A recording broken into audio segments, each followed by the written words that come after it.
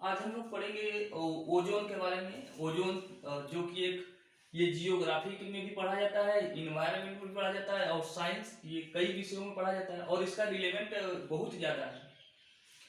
ये जानना कि ये आईएएस से लेकर पीसीएस, वनडे एग्जाम, बहुत से एग्जाम में पूछता है। इसका एक तरीके से अगर कहें तो इन्वायरमेंट का एक मेन पार्ट एक ये होता है, एक ओजोन परत है ओजोन के बारे में, और एक ग्लोबल वार्मिंग। तो आज तो हम लोग पहले पढ़ेंगे ओजोन के बारे में, फिर बाद में पढ़ेंगे हम लोग ग्लोबल वार्मिंग के बारे में कि ग्लोबल वार्मिंग क्या होता है और इसके निवारण क्या होंगे और इससे पड़ने वाले प्रभाव के बारे में हम लोग पढ़ेंगे बाद में। लेकिन पहले तो आज पढ़ते हैं ओजोन। ओजोन का निर्माण होता है जब दो ऑक्सीजन के मॉलिक्यूल्स एक दूसरे के साथ जुड़ते हैं तो ओजोन बनता है। तो ओजोन का परत पाया कहा जाता है, इसको समझने के लिए सबसे पहले हम आते हैं कुछ बेसिक बातों को समझते हैं, उसके बाद समझेंगे। जैसे कि ये हमारी पृथ्वी है, ये हमारा अर्थ है। अर्थ के ऊपर जो वायुमंडल मिलता है वो वायुमंडल के परतों को 5 भागों में डिवाइड करते हैं। वायुमंडल के परतों को हम लोग यानी कि the atmosphere is divided into 5 parts. The first part known is the troposphere. Troposphere Hindi में बोलते हैं इसे क्षोभ मंडल, हिंदी में बोलते हैं इसे ट्रोपोस्फेयर। सेकेंड जो होता है इसे कहते हैं स्ट्रेटोस्फीयर, हिंदी में इसे कहते हैं समताप मंडल। इंग्लिश में याद करना है क्योंकि एग्जाम में आजकल इसी का हिंदी बस पूछ लेता है, क्रम से कीजिए। ट्रोपोस्फीयर, स्ट्रेटोस्फीयर, मेसोस्फीयर, फिर उसके बाद आता है आयनोस्फीयर, स्ट्रेटोस्फीयर जिसे कहते हैं समताप मंडल। तीसरा होता है जिसे कहते हैं मेसोस्फीयर, मेसोस्फीयर इसे हिंदी में कहते हैं मध्य मंडल। और चौथा होता है जिसे कहते हैं हम लोग आयन मंडल या इसे थर्मोस्फीयर भी कहते हैं, थर्मोस्फीयर या आयन मंडल भी कहते हैं। हिंदी में कहते हैं ताप मंडल या इसी को कहते हैं आयनोस्फीयर। तो ये क्रम से याद रखना। फिर इसके बाद जो लास्ट वाला होता है उसे एक्सोस्फीयर या बहिर्मंडल कहते हैं। बहुत बार एग्जाम में ये भी पूछा है कि वायुमंडल के सबसे बाहरी परत को क्या कहते हैं, तो उसे एक्सोस्फीयर या हिंदी में कहते हैं वायुमंडल। इंग्लिश में याद रखना है, हिंदी मत याद करना, नहीं तो फिर क्या होगा कि बाद में एग्जाम में जाओगे तो जैसे वनडे एग्जाम में सब में जाने के बाद इसी को क्रम से पूछ लेता है कि सबसे पहला कौन होता है या मौसम संबंधी घटनाएं कौन होता है, तो वो ट्रोपोस्फीयर में होता है, ये याद रखना।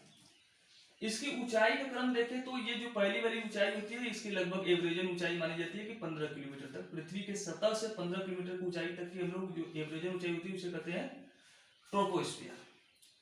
15 किलोमीटर से लगभग एवरेजन 15 किलोमीटर तक, 15 किलोमीटर तक की ऊंचाई को लगभग हम लोग मानते हैं कि स्ट्रेटोस्फीयर है। और इस जो ट्रोपोस्फीयर है, ट्रोपोस्फीयर में जैसे जैसे ऊंचाई बढ़ती जाती है टेम्परेचर भी इंक्रीज होता जाता है। ट्रोपोस्फीयर में जब हम पृथ्वी के सतह से जैसे जैसे ऊपर जाते हैं, ट्रोपोस्फीयर के आखिरी स्तर पर पहुंचते हैं। ट्रोपोस्फीयर का आखिरी जो छोर होता है उसे कहते हैं ट्रोपोपाउज, सीमा को कहते हैं। जहां पे स्ट्रेटोस्फीयर ट्रोपोस्फीयर मिलते हैं उसे कहते हैं ट्रोपोपाउज, यानी हिंदी में कहते हैं क्षोभ सीमा, हिंदी में कहते हैं क्षोभ सीमा। तो क्षोभ सीमा से लेकर उसके ऊपर स्ट्रेटोस्फीयर लगभग करीब 33 किलोमीटर यानी 15 से करीब 33 किलोमीटर की ऊंचाई तक, 15 से करीब 33 किलोमीटर की ऊंचाई तक एक परत मिलती है, ओजोन परत। एक मिलती है परत जिसका नाम रखा गया है ओजोन परत, नाम रखा गया है। तो ओजोन परत किस मंडल में मिलता है या किस स्फीयर में मिलता है, तो सेकेंड वाला यानी स्ट्रेटोस्फीयर में मिलता है। इसका नाम रखा गया है ओजोन परत। क्या नाम रखा गया? ओजोन परत। सबसे पहले इस परत की जो पहचान की गई थी वो एक व्यक्ति थे जिसका नाम था चैपमैन। नाम याद रखना, एग्जाम में ये भी पूछता है कि ओजोन परत की खोज किसने की थी, तो उसकी खोज की थी चैपमैन साहब ने। इसलिए इस परत को ओजोन परत का एक और नाम है जो चैपमैन साहब के नाम पर रखा गया, चैपमैन परत। और इस ओजोन की जो मोटाई जो इसकी मापी जाती है, इसकी जो मोटाई मापी जाती है वो डाब्सन में मापी जाती है। डाब्सन, ये याद रखना कि ओजोन परत की जो मोटाई मापी जाती है। एग्जाम में ये भी बहुत बार पूछा है। ओजोन परत की खोज चैपमैन साहब ने की थी और इसकी मोटाई जो होती है वो डाब्सन ने की थी, डाब्सन ने किया था। अब ओजोन परत का निर्माण कैसे होता है, तो ओजोन परत का निर्माण मैंने बता दिया कि इसके दो ऑक्सीजन से मिलकर बनते हैं, लेकिन ऑक्सीजन से मिलकर कैसे बनेंगे तो देखो, सूर्य जो होता है, ये मान लो कि जैसे सूर्य है, यहाँ पर मान लो कि सूर्य बना देते हैं। यहाँ सूर्य से जो किरणें उत्पन्न होती है वो किरणें कई प्रकार की होती है, उनके फ्रीक्वेंसी के आधार पर किरणों को हम लोग कई प्रकार से बांटते हैं। हम लोग सिर्फ विजिबल लाइट को पढ़ते हैं क्लास, ऐसे तो हमेशा विजिबल लाइट पढ़ते हैं, विजिबल लाइट को भी याद करके रखते हैं विब गियोर से, विब गियोर। इसका मतलब ये हुआ कि इसकी फ्रीक्वेंसी सबसे कम है, इसकी फ्रीक्वेंसी सबसे अधिक है और इसकी फ्रीक्वेंसी सबसे कम है। तो जिसकी फ्रीक्वेंसी सबसे अधिक, इसका मतलब इसका वेवलेंथ सबसे कम है, इसका वेवलेंथ सबसे कम है। तो जो बैगनी होती है उसका वेवलेंथ सबसे कम होता है, लेकिन उसकी फ्रीक्वेंसी इन सातों में सबसे अधिक होती है। तो जिनकी फ्रीक्वेंसी बैगनी से कम होती है, यानी वायोलेट से कम होती है, वायोलेट कलर से भी जिसकी फ्रीक्वेंसी कम होती है, उसे हम लोग कहते हैं पराबैंगनी। हिंदी में कहते हैं पराबैंगनी, या जिसे कहते हैं अल्ट्रा वायोलेट। क्या बोलते हैं उसे? Ultra violet. यानी जिसकी फ्रीक्वेंसी बैगनी से कम होगी उसे अल्ट्रा वायोलेट, अल्ट्रा का मतलब होता है परा, यानी कि बैगनी से भी परे जो होती है। और जिसकी फ्रीक्वेंसी रेड से अधिक होती है उसे हम लोग कहते हैं इंफ्रारेड। अब ये जो अल्ट्रा वायलेट होती है, इस अल्ट्रा वायलेट को हम लोग तीन भागों में बांटते हैं। अल्ट्रा वायलेट यानी शॉर्ट में बोलते हैं UVA, यानी तीन भागों में बांटते हैं। अल्ट्रा वायलेट बी, एक होता है अल्ट्रा वायलेट सी। इनमें से जो सबसे खतरनाक होती है, अगर सूर्य के प्रकाश से मान लो कि ये किरणें आ रही हैं, ये किरणें आएंगी सब, तो उसी में विजिबल लाइट भी आएगा, उसी में अल्ट्रा वायलेट भी आएगा, उसी में इंफ्रारेड भी आएगा।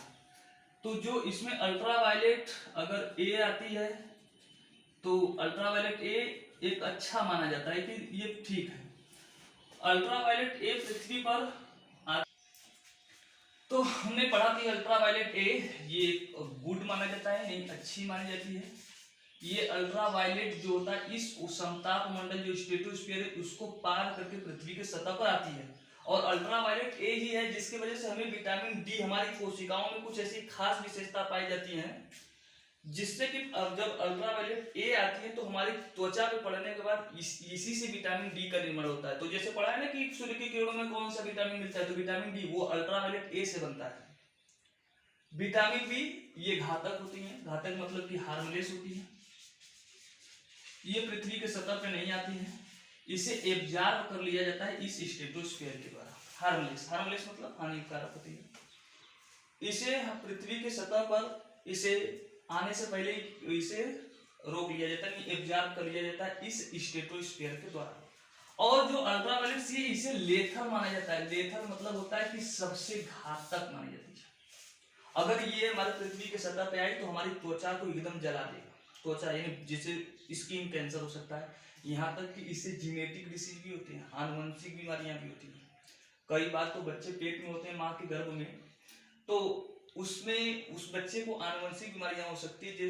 जो बहुत बार सुना होगा आप लोगों ने कि जब भी ग्रहण लगता है तो कहते हैं कि माँ को गर्भ को गोठा जाता है, गाँव में चलता है ये बातें।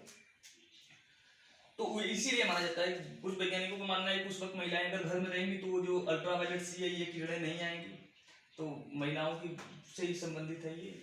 जब घर में बच्चा होता है तो मतलब आनुवंशिक बीमारी से बचने के लिए, ये लेथल किरणें से बचाने के लिए। लेकिन लेथल किरणें इतनी हानिकारक है, लेकिन ओजोन परत के निर्माण में यही जिम्मेदार होता है। जब सूर्य के प्रकाश में अल्ट्रा वायलेट सी आती है, ऑक्सीजन वायुमंडल के ऊपरी परत यानी समताप मंडल में जो उपस्थित होती है, उस ओजोन ऑक्सीजन से क्रिया करके दो ऑक्सीजन के मॉलिक्यूल्स मिलकर एक बना लेते हैं ओजोन परत। ओजोन परत का निर्माण होता है अल्ट्रावायलेट सी से। तो बी हानिकारक, सी आ नहीं सकता, और ए वाला जो होता है अच्छा माना जाता है।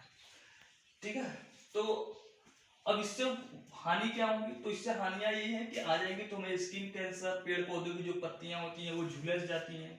बहुत बार देखा होगा आप लोगों ने कि पेड़ पौधों की पत्तियां जली हुई महसूस होती है। तो उन सब के लिए जिम्मेदार होती हैं ये अल्ट्रावायलेट किरणें जो होती हैं, जिसे कहते हैं पराबैंगनी किरणें, और वो पृथ्वी की सतह पे आएंगी, इससे रोका जाएगा। अगर पूछा जाए ये कि ये ओजोन परत जो होती है, जो ओजोन लेयर होती है, इसकी सबसे मोटी परत कहाँ मिलती है, तो याद रखना कि सबसे मोटी परत इसकी कहाँ मिलेगी, तो इक्वेटर लाइन के ऊपर मिलेगी, इक्वेटर लाइन के ऊपर। क्यों मैंने ऐसा कहा, क्योंकि मैंने अभी भी बताया कि जो ओजोन परत का निर्माण होता है अल्ट्रावायलेट सीस होता है, यानी प्रकाश जब आएगा तभी ओजोन परत की निर्माण होगी। और याद होगा जियोग्राफी में कि इक्वेटर लाइन जो होता है यहाँ पर पूरे साल भर प्रकाश पड़ती है, और बाकी ध्रुवों पे 6 महीना दिन और 6 महीने क्या होती हैं, रात होती हैं। पोल्स पे 6 महीने डेज और 6 महीने रात होते हैं।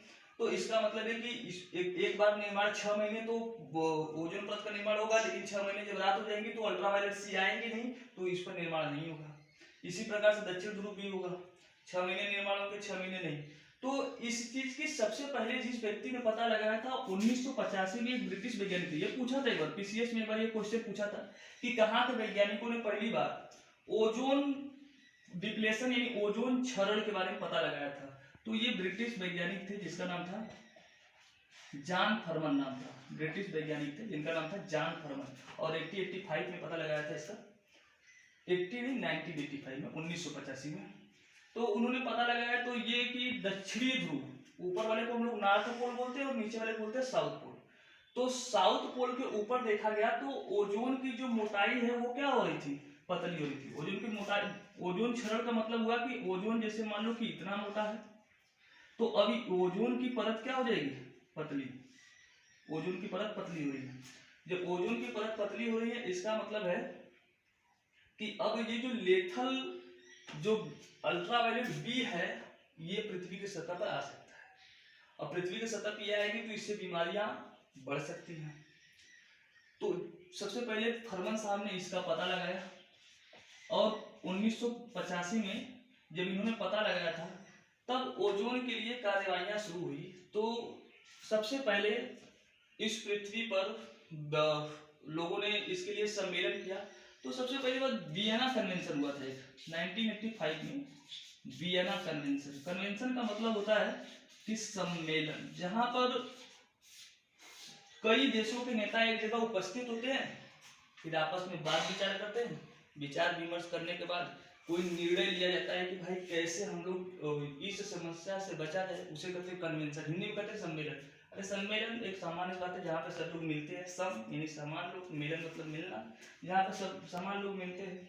ये कन्वेंशन ऑस्ट्रिया में है, ऑस्ट्रिया की राजधानी है वियना, 1985 में ही हुआ था ओजोन क्षरण के लिए। ये याद रखना कि सबसे पहला ओजोन परत पे जो सम्मेलन हुआ था उसका नाम क्या है, वियना कन्वेंशन। ये भी पूछा है कई बार एग्जामों में।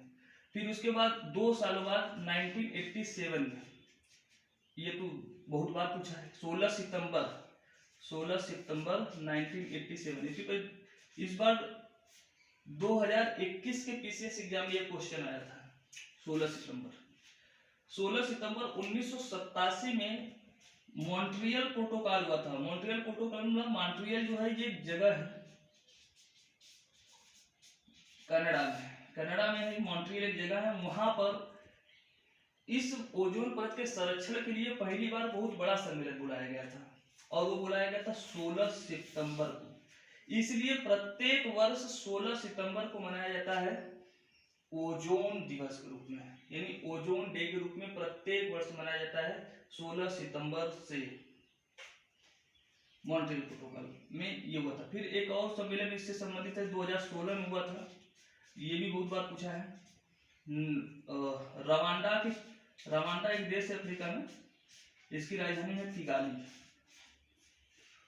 किगाली, अफ्रीका में एक देश है किगाली। यहाँ पर समझौता हुआ था, और इस समझौते में ये कहा गया था कि HFC गैस जो अभी तक फ्रिजों में यूज किया जाता था, फ्रिज में जो पानी को ठंडा ऐसे करने के लिए कौन सा गैस यूज किया जाता था, HFC, इसको कहते हैं हाइड्रोफ्लोरोकार्बन।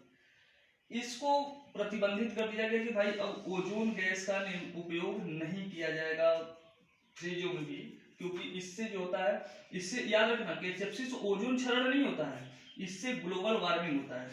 क्या होता है, ग्लोबल वार्मिंग। तो ग्लोबल एक तरीके से ओजोन के लिए तो हानिकारक नहीं है HFC, लेकिन ग्लोबल वार्मिंग बढ़ा रहा है इस पृथ्वी पर, इसलिए इस पर प्रतिबंध लगाया गया है। ये कुछ बातें हैं जिसको याद रखना, ओजोन से संबंधित इतनी बातें आ सकती हैं। और इसमें कौन कौन सी गैस जो मुख्य कारण, एक और क्वेश्चन पूछता है कि जो सबसे मुख्य कारण कौन सी ऐसी गैस है, सबसे मुख्य गैस कौन सी है जो समताप मंडल को हानि पहुंचाता है, तो याद रखना कि वो आते हैं CFC, CFC यानी क्लोरोफ्लोरोकार्बन। कौन सी गैस होती है? CFC। अब बाकी सब गैसें, बस दो गैसें छोड़ा करके, एक तो कार्बन डाइऑक्साइड।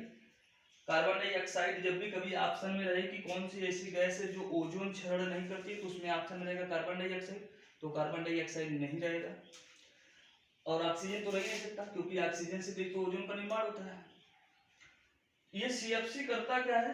तो CFC को याद रखना कि CFC ये जो आवर्त सारणी होगा, तो ये CFC यानी क्लोरोफ्लोरोकार्बन, ये क्लोरीन फ्लोरीन जो है, इसे विज्ञान में या इन्वायरमेंट की दुनिया में इसे आवारा तत्व कहा जाता है। आवारा तत्व, आवारा तत्व जानते हो, जैसे जो लोग हमेशा घूमते रहते हैं फालतू के, उसे कहते हैं आवारा। तो CFC में क्लोरोफ्लोरोकार्बन को भी आवारा तत्व कहा जाता है। क्यों? क्योंकि ये 17वें वर्ग का तत्व है। 17वें वर्ग का तत्व है, मतलब इसके आखिरी कक्षा में कितने इलेक्ट्रॉन की आवश्यकता होगी? 1 इलेक्ट्रॉन की आवश्यकता होगी। जो ओजोन है 17वें वर्ग का तत्व है, ओजोन नहीं, क्लोरोफ्लोरोकार्बन में क्लोरीन फ्लोरीन ये सब 17वें वर्ग का है। अब ये पृथ्वी के सतह से जब इसका उत्पादन होगा, तो ये जाते हैं ऊपर समताप मंडल में, क्योंकि हल्की होती है। हल्की होने के कारण ये जाते हैं समताप मंडल के ऊपरी सतह। सतह पे जाने के बाद ओजोन से एक इलेक्ट्रॉन उनसे ले लेंगे। अब जैसे इलेक्ट्रॉन से ले लेंगे, एक इलेक्ट्रॉन ले लेंगे, ओजोन जो है वो किसमें परिवर्तित हो जाएगा? ऑक्सीजन में। यानी ओजोन का जो मूल तत्व है, जो मूल कर्तव्य है, वो उससे क्या होता है? उसकी तो गुणवत्ता ही समाप्त हो जाएगी। तो इसलिए ये CFC गैस को सबसे हानिकारक माना जाता है, क्योंकि ये ओजोन से इलेक्ट्रॉन को ले लेता है, जिससे ओजोन की जगह फिर क्या बन जाता है? ऑक्सीजन। ये है कि एक CFC के एक मोलिक्यूल्स के द्वारा लाखों में ओजोन का क्षरण किया जाता है, यानी लाखों ओजोन के अणु बेकार होते हैं एक CFC के द्वारा। तो CFC फिर समाप्त कैसे होंगे? तो जानते हो, जैसे एक आवारा दूसरे आवारा से मिले तो फिर क्या हो? समाप्त होते हैं। इसी प्रकार से एक CFC फिर दूसरे CFC से टकरा जाए तो फिर समाप्त हो सकते हैं, अन्यथा धीरे धीरे ओजोन परत का क्षरण यानी हानि होती चली जाएगी। और जैसे समाप्त होने से हमें हानि बहुत ज्यादा होगी, हमारे स्वास्थ्य के लिए हानिकारक है। और इनमें से याद रखना कि सबसे पहले कि किस पूछा जाए, एक बार पूछा गया था अभी सुपर टेट में पूछा गया था 2019 की एग्जाम में, कि सबसे पहले ये ओजोन डिप्लेशन यानी ओजोन क्षरण कहाँ पर खोजी गई थी? तो याद रखना कि दक्षिणी ध्रुव पर खोजी गई थी। दक्षिणी ध्रुव पर किसके द्वारा खोजा गया था? वो मैंने बता दिया है कि ब्रिटिश वैज्ञानिक जो जॉन फरमन थे, जॉन फरमन साहब ने 1985 में सबसे पहले इस डिप्लेशन का पता लगाया था। और चैपमैन साहब ने पहली बार ओजोन परत की खोज की थी। और बाकी इसमें कुछ क्वेश्चन और बचे होंगे, तो जब मैं विविध करके पढ़ाऊंगा साइंस में मिसलेनियस, जो बातें छूट गई होंगी साइंस में मिसलेनियस जब पढ़ाएंगे, तो जो बातें छूट गई होंगी कई एग्जामों के क्वेश्चंस को हम इसमें सॉल्व कराएंगे। जैसे मान लो जितने भी आज तक यूपी में टेट हुआ होगा, सुपर टेट हुआ होगा, IAS PCS, सभी एग्जामों का जब MCQ कराएंगे, तो जो क्वेश्चन छूटे होंगे उन सभी क्वेश्चन को उसमें रिकैप कर लिया जाएगा। तो बस आज इतना ही करते हैं, फिर आगे कल नेक्स्ट वीडियो बनाएंगे इसी से रिलेटेड। धन्यवाद।